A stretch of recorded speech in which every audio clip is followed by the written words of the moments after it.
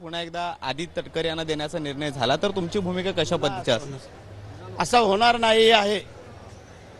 एक महत्त्वाचं, तुम्हाला जे मंत्रिपद मिळालेलं आहे त्या मंत्रिपदाच्या अनुषंगानं कोणतं विजन आहे, काय मुद्दे आहेत, कशा पद्धतीचं येत्या का? काल तर आता मंत्रिपद दिलेलं आहे. आता पहिला आता सिद्धिविनायक दर्शन घेतलं, गावाला जातो मतदारसंघामध्ये आणि तिथून मग आल्यानंतर मग ठरवू अधिकाऱ्यांना सगळ्यांना घेऊन कसं काय काय स्कोप आहे त्याप्रमाणे पुढची रणनीती आम्ही ठरवू.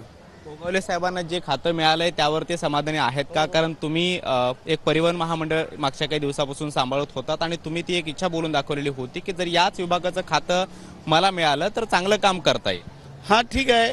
आता साहेबांनी जे काय ठरवलंय ते ठरवलंय. इच्छा प्रत्येकाची वेगवेगळी असू शकते, परंतु नेत्यांनी जबाबदारी दिल्यानंतर ती पण पार पाडणं गरजेचं आहे आणि ते आम्ही पार पाडू. तुमच्या खात्याच्या विभागामध्ये जोरदार काम करणार. हो हो 100%. पालकमंत्रीबाबतचा एक शेवटचा प्रश्न आहे.